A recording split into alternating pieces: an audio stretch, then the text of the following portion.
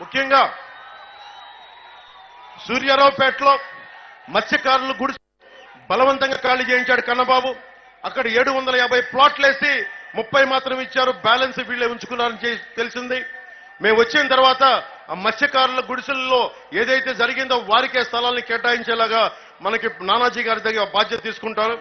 అలాగే స్థలాల విషయంలో పాపం ముఖ్యంగా ఒక సెక్యులర్ సామాజిక వర్గానికి చెందిన ఒక రెవెన్యూ డెవలప్మెంట్ ఆఫీసర్ వేధించి ఆయన్ని తెలిసారని చెప్పి నాకు వేధించారని చెప్పారు. దాని మీద కూడా అధికారికి న్యాయం జరిగే వరకు కూటమి ప్రభుత్వం తరఫున పంతం నానాజీ గారు దీని బాధ్యత తీసుకుంటారు. అలాగే కొంగోడు గ్రామంకి బ్రిడ్జి చాలా అవసరం. టెండర్లోనే కాంట్రాక్ట్ తెచ్చుకున్న ఒక కాంట్రాక్టర్ కన్నబాబు పనికి ముందే మాకు కమిషన్ కావాలి అని ఒక డిమాండ్ ఒప్పుకోవడం వల్ల ఆ కాంట్రాక్ట్ని తరిమేశారు. కేవలం కమిషన్ కోసం మీ కొంగోడు గ్రామంకి కావాల్సిన బ్రిడ్జి, ఎంతో అవసరమైన బ్రిడ్జి ఈ రోజు ఇంకా రాక గ్రామ ప్రజలు ఇబ్బంది పడతానే ఉన్నారు. నేను మీకు మాటిస్తున్నాను, చంద్రబాబు గారి తరఫున మీ అందరి తరఫున మాటిస్తున్నాను. ఈ నియోజకవర్గానికి సంబంధించి అవసరమైన రైతాంగానికి కావాల్సిన లిఫ్ట్ ఇరిగేషన్ ప్రాజెక్ట్ చేపడతాం, జూనియర్ కాలేజ్ ఏర్పాటు చేస్తాం, యువతకు కావాల్సిన బలమైన అవుట్డోర్ స్టేడియం ఇవన్నీ మేము రెడీ చేస్తాం. కడపలో ప్రైమరీ హాస్పిటల్ కేర్ ని 50 పడకల ఆసుపత్రిగా అప్గ్రేడ్ చేయాలని డిమాండ్ ఉంది. దాన్ని ఖచ్చితంగా ముందు పరిష్కరిస్తాం. డీజిల్ మాఫియా పైన, గంజాయి మాఫియా పైన ఇందాక చెప్పినట్టుగా ఉక్కు పాదంతో మెడ పెట్టి కాల్చి కింద తొక్కేస్తాం. కేంద్ర ప్రభుత్వ పథకం ఏ గ్రామానికి వెళ్ళినా పక్కన మనకు గోదావరి జలాలు, ఏ గ్రామానికి వెళ్ళినా నీటి తాగడానికి నీరు ఇబ్బందిగా ఉంది. ఇవన్నీ చూస్తా ఉంటే కేంద్రం నరేంద్ర మోదీ గారి నాయకత్వంలో జల్ జీవన్ మిషన్ ఉంది. ఎన్నో వందల వేల కోట్లు ఇచ్చారు మనకి దాదాపు ఇక్కడికే 800 పైన దాదాపు లోపు డబ్బులు ఇచ్చారు. కానీ వీళ్ళెవరు దీన్ని ముందుకు తీసుకెళ్లలేదు. కేంద్ర ప్రభుత్వం నరేంద్ర మోదీ గారి నాయకత్వంలో కూటమి ప్రభుత్వం రాగానే కేంద్ర జల్ జీవన్ మిషన్ దేనికోసమైతే ఇది పెట్టబడితే ఇంటింటికి కుళాయి నీరు రావాలి, తాగునీరు రావాలి. ఆ బాధ్యత మేము తీసుకుంటాం, కూటమి ప్రభుత్వం తీసుకుంటుంది. ముఖ్యంగా నియోజకవర్గాల్లో స్థానిక యువతకి ఉపాధి అవకాశాలు కావాలని ఇవన్నీ ఉంది. స్కిల్ డెవలప్మెంట్ సరిపోవట్లేదని పారిశ్రామికవేత్తలు అంటారు. పారిశ్రామికవేత్తల తరఫున మీ అందరికీ వారి స్కిల్స్ ఏం కావాలో ఆ స్కిల్ డెవలప్మెంట్ మీ అందరికీ ఇప్పించి పరిశ్రమల్లో ఉపాధి అవకాశాలు పెంపొందించేలాగా ఎక్కువ అయ్యేలా ఖచ్చితంగా మేము బాధ్యత తీసుకుంటాం. అలాగే గవర్నమెంట్ ఉమెన్స్ కాలేజీలో కనీస కావాల్సిన సౌకర్యాలు లేక విద్యార్థులు తీవ్రంగా ఇబ్బంది పడతా ఉన్నారని మా దృష్టికి ఉంది.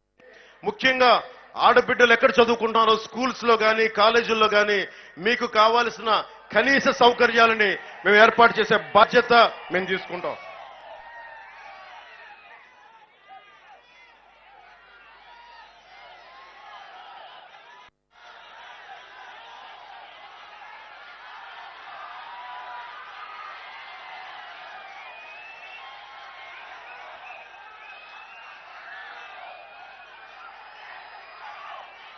చాలా మంది వైసీపీ నాయకులు ముఖ్యంగా వైఎస్ జగన్ మాట్లాడుతూ ఉన్నాడు, మీరు ఎక్కడి నుంచి పథకాలకు డబ్బులు ఇస్తారని. అవినీతి చేయకపోతే చాలా డబ్బులు ఉంటాయి. అవినీతి చేయకపోతే ఎంత డబ్బులు మిగిలితే మీకు లెక్క చెప్తారు. వైఎస్ జగన్ ఏం చెప్పారు మీకు 2019కి వచ్చేటప్పటికి మద్యపానాన్ని నిషేధిస్తామని చెప్పి వచ్చిన వ్యక్తి, మద్యపానాన్ని నిషేధిస్తామని చెప్పిన వ్యక్తి ఈ రోజున మద్యాన్ని సారా వ్యాపారులు తయారయ్యాడు. ఒక ముఖ్యమంత్రిలా మాట్లాడట్లా, సారా వ్యాపారిలా తయారయ్యాడు. ఆ సారా వ్యాపారి దాదాపు 41,000 కోట్లు డబ్బు అతను సంపాదించాడు. 74% లిక్కర్, సారాయి, మందు కానీ అన్ని రకాల మందులు, దాదాపు 16 కంపెనీలు. దాంట్లో వైఎస్ జగన్ బినామీలే. ఒకటి ఆదాన్ డిస్టిలరీస్ అనేది, ఇంకోటి స్పై ఆగ్రో అనేది. స్పై ఆగ్రో అనేది మిథున్ రెడ్డి కంపెనీ. ఇది ఎవడు ఊళ్ళోకి రాకూడదు, కడపలో ఎవడో బతకూడదు, రాయలసీమలో ఎవడో బతకూడదు, తూర్పు గోదావరి జిల్లాలో ఎవడో బతకూడదు, కోనసీమలో బతకూడదు, మనకి వైజాగ్ జిల్లాలో ఉత్తరాంధ్రలో ఎవడో బతకూడదు. ఇలాంటి మిథున్ రెడ్డి లాంటి దుర్మార్గులకి, దోపిడీదారులకి యువత మీరు బలంగా నిలబడి ఈ అక్రమాల్ని అరికట్టకపోతే మీకే నష్టం వాటిల్లుతుంది. నాకు నిజంగా అవసరం లేదు, వీళ్ళందరికీ మర్యాద పూర్వకంగా ఉంటే నా జోలికి ఎవడు రాడు. నేను సినిమాలని కథలు చెప్తా, సినిమాలని డైలాగులు చెప్తా. నేను కేసు సినిమాల కోసం నేను తయారవ్వాలి జీవితంలో. నాకు ఒక భగత్ సింగ్ స్ఫూర్తిని చదివాను, ఒక షెగ్వెరా గురించి చదివాను, ఒక లెనిన్ గురించి చదివాను, ఒక లోక్ నాయక్ జయప్రకాష్ నారాయణ గురించి చదివాను. వాళ్ళందరూ స్ఫూర్తి జీవితం కేవలం నీ ఒక్కడి కోసం కాకుండా సమాజం కోసం బతకాలని ఒక స్ఫూర్తి నన్ను రాజకీయాలకు తీసుకొచ్చింది.